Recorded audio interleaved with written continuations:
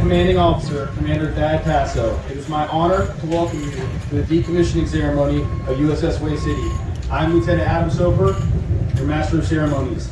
Guests, please rise for the arrival of the official party and remain standing for the presentation of colors, the national anthem, and invocation. Military guests will remain covered throughout the duration of the ceremony. It is designated to be a somber event. However, today we celebrate the 31 years of dedicated service that Huè City has given this nation. A plank owner is an individual who was a member of the crew when the ship was originally placed into commission. The origin of this term is the implication that the crew member was assigned when the ship was being built in commission and therefore has right to the ownership of one of the wooden planks that is used to comprise the ship's main decks. Today, our crew becomes plank preservers, as their hard work and inhospitable conditions will allow the Huè City to continue her service as a logistics support asset, so that her parts and equipment can continue to support the fleet and breathe life into other ships. There's a special bond between the sailor and the ship. We depend upon each other. The ship depends upon the crew to bring her to life, and the crew depends upon the ship to protect them from the elements and to provide a platform for which we perform our sworn duties. Please take a moment to honor the proud service of our past and present crew members with a round of applause.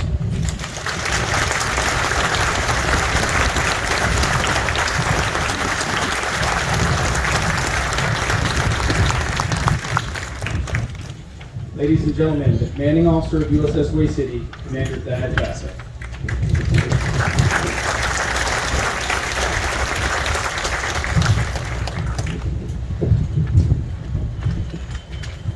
Admiral Red, Admiral Sigler,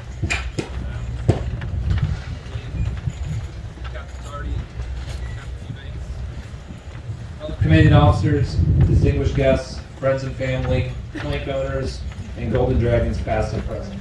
Good morning. Thank you for joining.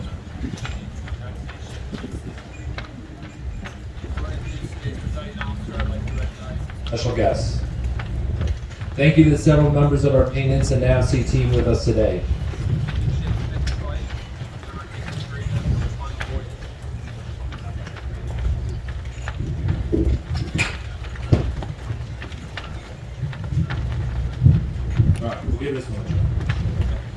First, thank you to several members of our maintenance and namesake team with us today. Whether keeping ships fit to fight, or as in our case, preparing them for their final voyage, you execute with the dedicated professionalism necessary to ensure our ships are ready to meet the mission. You truly are the corresponding fleet.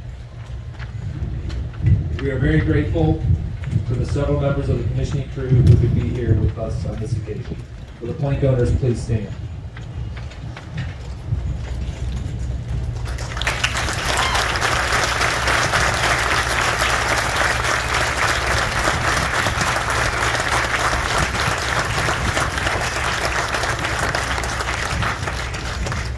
Thank you, gentlemen. Thank you, gentlemen, for bringing our fine warship to life. We are fortunate to have several former leaders of Huè City with us this morning: the Commissioning Commanding Officer, Captain Eubanks, the Commissioning Command Master Chief, Master Chief Long, and former Commanding Officers, Captain Cassidy, Captain Hoffman, Captain Swain, and Commander Reaver. Welcome, gentlemen.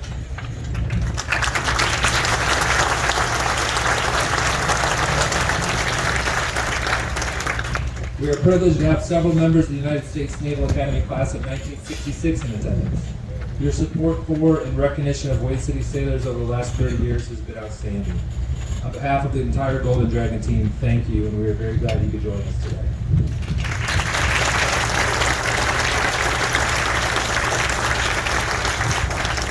Finally, and most importantly, we're truly honored to have several veterans of the Battle of Huè and their families with us today.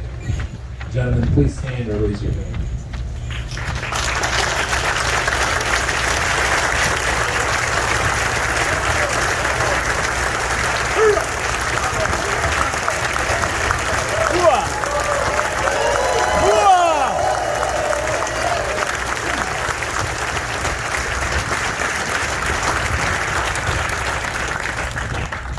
We also have several of the veterans are manning the rails as we speak with the final crew of the ship.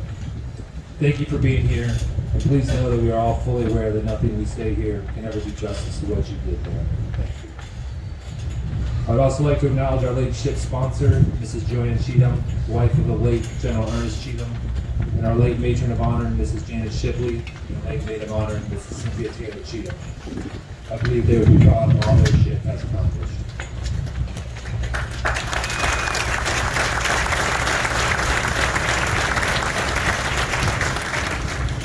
We are honored to have Naval Sea Systems Command Deputy Director for Cyber Engineering, Admiral Juan Nguyen, as presiding officer of today's ceremony.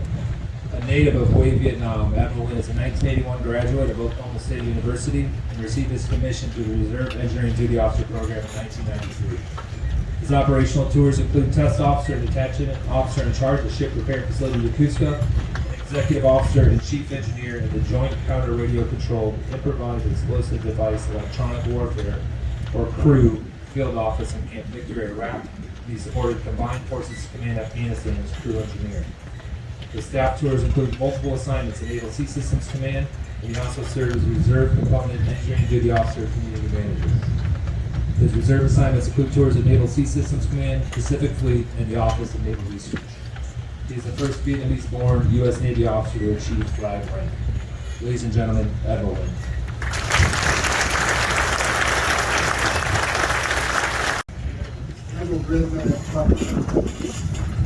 And our country has trouble doing that sometimes.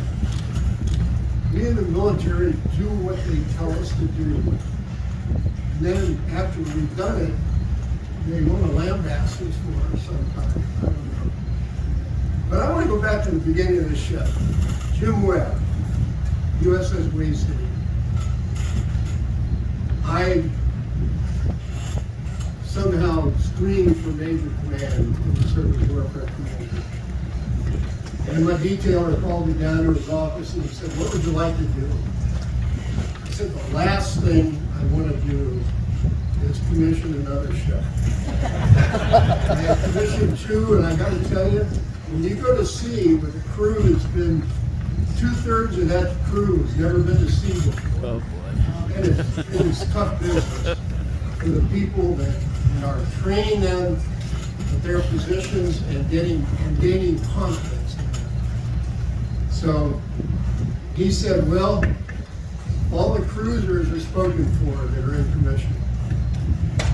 And then I said, "Well, what does that leave me?" And he said, "Well, we have some pre-coms." And he showed me a slate that had about, I don't know, 4 or 5 cruisers on it. The cruisers were rolling in at that time. And here was this ship, CG66, okay? Huè City, my class, 1966, that was our war. We graduated in 1966, and all of our classmates that went Marine Corps, in artillery, infantry, etc., they were in Vietnam in the toughest part of the war. What do you think the highest casualty rates were in Vietnam? What year do you think that was? 1968. So that was just when our Marines were getting in country. You veterans that were there, you saw those young platoon commanders coming out to you. I'll tell you a little story on that in a second. He said, "If you want that ship, you probably have it." The detailer happened to be from the class of 1966, by the way. And I'll tell you, my class immediately adopted that ship.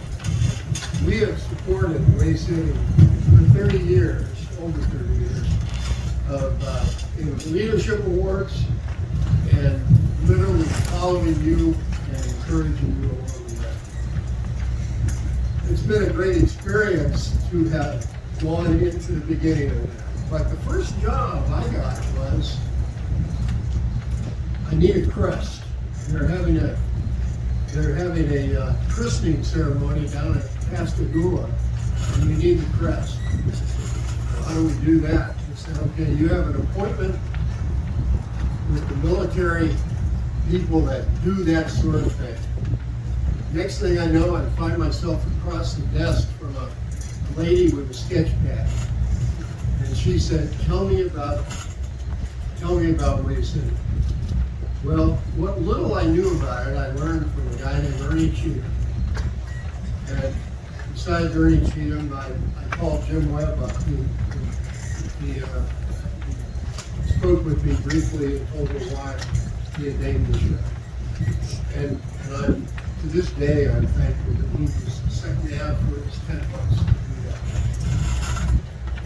So, Ernie Cheatham told me some stories, and I said, you know, the christening is in a month, and I've got to deliver a crest. What do you think? And I said, is there a slogan or anything that, you know, that you can think of that means anything to the ship? That could mean anything to the ship, that we can carry it forward? And Cheatham's response was simply, nothing that you would utter in public. And I'll tell you, if you read Phase Line Green, which I think is the best book written for individual combat, platoon leader, etc., it's been written. That is a fine book, and if you haven't read it, you should do that. Nicholas Ware can write, and he captured it beautifully. So I go back to the lady, and well, I told General Cheatham, I said, well, I've got to come up with a motto. He said, you're on your own on that. Okay. I got to tell you, the three principles I've always lived by: fidelity, courage, and honor. Okay. That was Huè City to me, and that got on that crest. So the lady, while I talked to her, she sketched, and she said, "I'll have something for you in a week to look at." And I went back to her office in a week, and she had a pen and ink sketch, watercolored. It was probably the most impressive thing I've ever seen. And I said, well, I've got to take this to General Cheatham and see what he says. And she said, well, she had asked me about a dragon earlier, and I said, if you put a dragon on it, you better put no cartoon dragon on it. I want a real dragon. And she said, I promise you a real dragon. And I think she delivered if you look at that crest. So, you know, she knew about the citadels. She knew about, the city, and obviously the combination of the Marine Corps, the Army, and storage Class guided missile cruiser. She was designed to conduct prompt, sustained combat operations at sea across multiple warfare areas.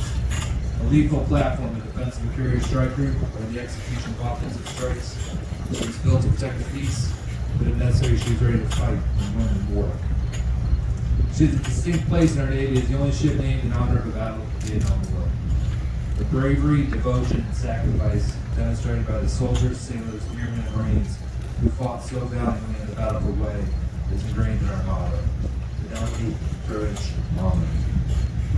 Her first crew, the plank owners, truly brought the ship to life and were the first to become the living embodiment of our motto. They set the tone for the next 3 decades, and as each new crew member joined the ship, they became heirs to and stewards of the ship's legacy. So that on board Huè City, honoring the heritage of our ship and facing challenges with strength, determination, and confidence became not acts, habits. She was designed and built to counter our Cold War adversaries, but was commissioned into the post-Cold War world, where she'd be called upon to complete missions across the full spectrum of naval operations, from sea control and deterrence to power projection and maritime security. The early years of her service saw her conducting a wide variety of operations. On her maiden deployment in 1993, she sailed the 6th Fleet, supporting operations to provide promise and night flight in the Balkans with our naval allies. The following year, she conducted counter-narcotic operations in the 4th Fleet and then enforced sanctions against Haiti. And in 1995, she deployed the 5th Fleet to enforce the no-fly zone in southern Iraq. She deployed again the 6th Fleet in 1997. In 1999, she conducted counter-narcotic operations in the 4th Fleet before crossing the Atlantic to participate in the Baltic operations exercise with our allies and partners. When our world changed forever on September 11th, 2001, Huè City was ready. Steaming the waters off New York to provide defense and humanitarian support as part of Operation Noble Eagle. The rest of her service would be shaped by our new national priorities in the wake of the terrorist attack on our country. Over the next 16 years, she would sail as part of carrier, expeditionary, or surface strike groups to 56 fleets in support of the global war on terror. 5 months after 9/11, she deployed to the Middle East in support of Operation Enduring Freedom, boarded over 100 ships in the enforcement of UN sanctions against Iraq. During her 2004-2005 deployment to the Middle East in support of Operation Iraqi Freedom, she met the timeless obligation of all those who sailed the sea when the crew rescued 5 mariners in distress off the coast of Somalia. In 2006, she completed an unplanned surge deployment as part of a surface strike group and supported the evacuation of American citizens as part of Task Force Lebanon in the Mediterranean. And while conducting maritime security operations in the 5th Fleet in 2007, she again came to the aid of 6 mariners in distress in the sea in the Gulf of Oman. In 2010, 2012, and 2013, she deployed to 5th and 6th Fleets, and was again surge deployed in 2014, where her crew courageously faced and successfully defeated a major fire at sea. She completed what would be her final deployment in 2017, covering the Baltic, Mediterranean, Arabian, and Black Seas, strengthening ties with our allies and partners, and supporting Operation Inherent Resolve in Syria and Iraq. Throughout her operational years of service, her crews earned numerous Navy and Coast Guard unit awards, including Navy and Meritorious Unit Commendations, U.S. Coast Guard Meritorious Team Commendation and Special Operations Service Ribbon, the Armed Forces Expeditionary and Service Medals, Southwest Asia Service Medal, Global War and Terrorism Expeditionary Medal, the NATO Medal, and her crews won an impressive 14 Battle Awards. For the last 3 years, a small crew, representing the final link in the unbroken chain of sailors that have stood the watch for the last 3 decades, has painstakingly maintained and cared for their ship. And while the mission changed from preparing her for sea to preparing her for decommissioning, they approached their task with the determination and dedication expected of the Golden Dragon.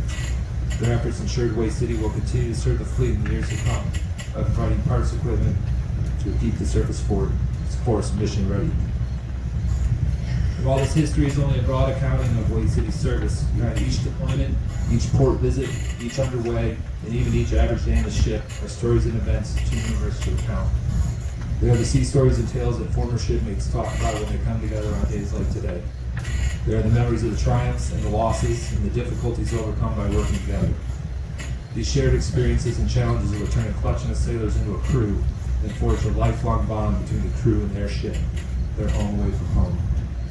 And through it all, at home, we're our families, providing love, strength, and encouragement while enduring the missed moments, missed holidays, and sleepless nights. Although 2 simple words can never fully express our appreciation for the sacrifices our families have made, thank you. We are forever grateful for you and for your support. Though thousands of sailors have walked our decks from every walk of life, every corner of our great nation, and from countries around the world, there is one common thread that binds us together. We can all say with pride that we are the Golden Dragons of Huè City. Sailors proud of our worship and mindful of the great debt owed to those who served and heard before us, and those who struggled so valiantly in the battle for which she was named. And to the veterans of the Battle of Huè, your day has still not gone by. The fighting spirit that energized the crew of USS Huè City lives on in every sailor who served in her, and through that will continue to contribute to the fighting spirit of the United States Navy. For 31 years, USS Huè City defended our nation and kept the oceans of the world free. Her crew sailed with the full knowledge of the heritage that sailed with them, and striving to remain true to it, build a tradition of success of her own. As she now takes her rightful place in our Navy's history, I can think of no more fitting epitaph for her service than she was worthy of the name she bears. I will now read the decommissioning order. Huè City, attention. From Chief of Naval Operations, Washington, D.C., message date time group 1719472, May 22. Subject, fiscal year 22, revised projected ship and activation schedule. Decommission USS Huè City effective 30 September 22 and transfer custody to Naval and Active Ships Office, Philadelphia, Pennsylvania. Executive Officer, make preparations to decommission United States ship Huè City. Preparation to decommission United States ship Huè City. Aye, sir.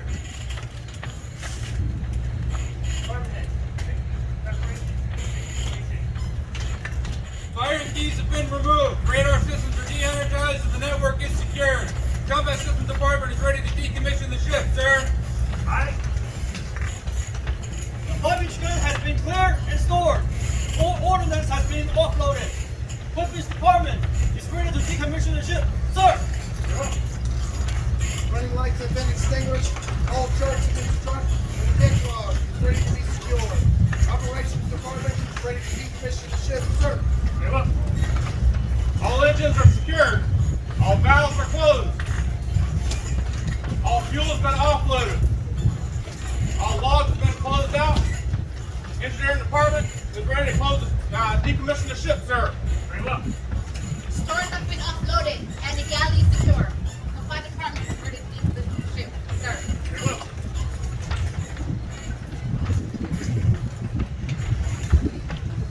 The crew has follow-on orders. All spaces have been secured. The crew is ready to decommission the ship, sir. Very well. Captain, the ship is ready to decommission. Very well. Straight commission pen, lower the engine. Start the fishing pin, lower the engine. Aye, sir. Off the deck. Start the fishing pin, lower the engine.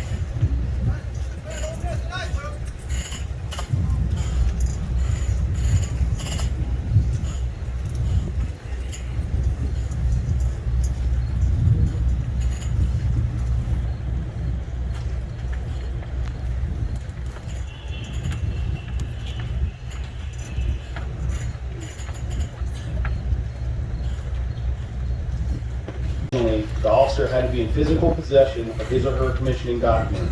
Later, this was superseded by the requirement that his or her name appear in a published register of such officers. This is signified by flying of the commission pennant. Second, the crew must be under military discipline. This specifically rules out merchant ships commanded by reserve officers with crews of civilian mariners, as they typically do not have armament and would be unable to defend themselves during an attack at sea. And third, they must bear the distinguishing marks of warships of its nationality. In the United States Navy, these distinguishing marks are the commission pennant of an officer eligible to command at sea and an ensign.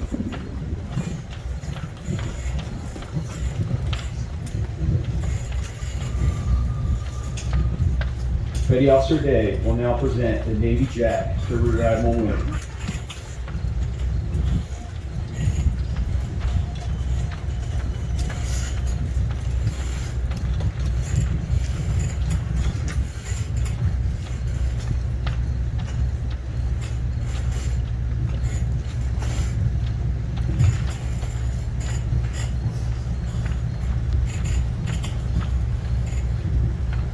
Petty Officer Duran will now present the ensign to Captain Carty.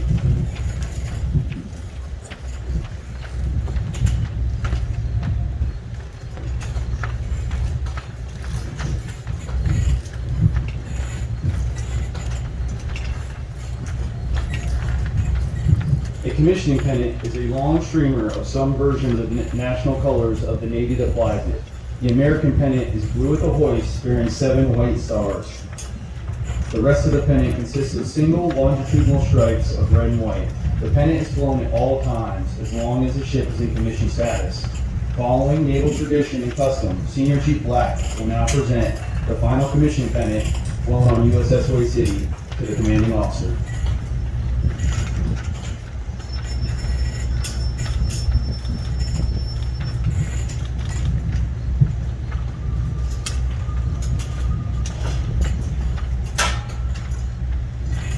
On behalf of the officers and crew, Commander Tasso will now present an ensign flown on September 14th, 2022, marking the 31st anniversary of the ship's commissioning to Captain Eubanks.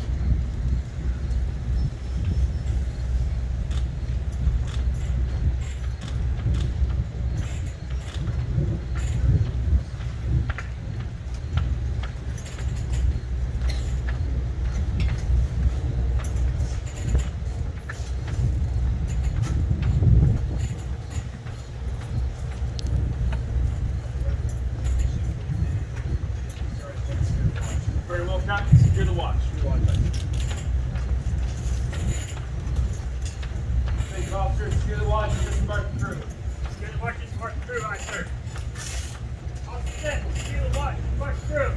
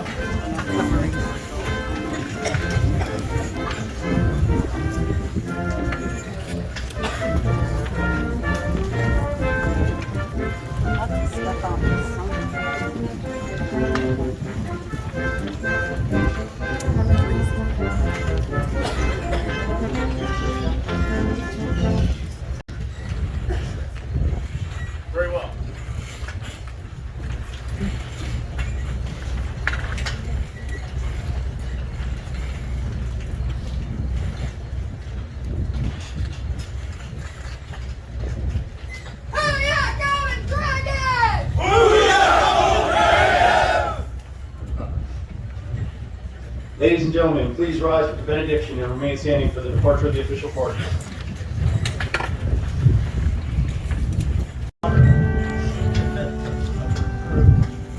The sacrifice of those that fought the way, and the idea that a government of the people, by the people, and for the people shall not perish from the earth.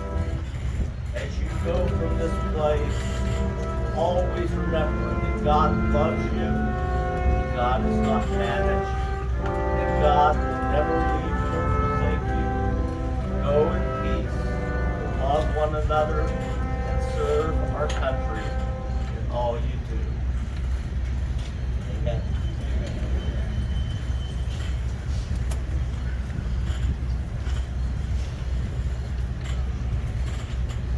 Post aside, boys.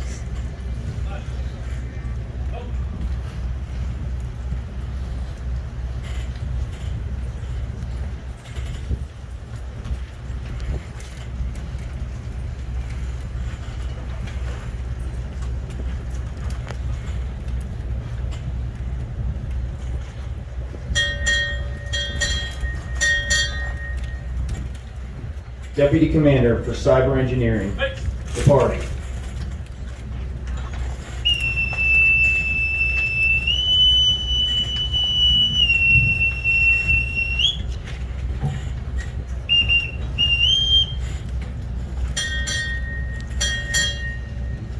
Surface Ship Modernization, departing.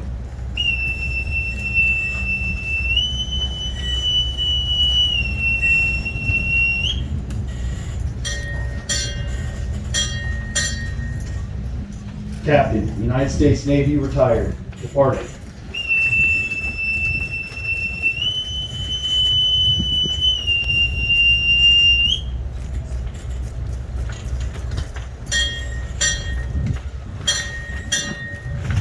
Commander, United States.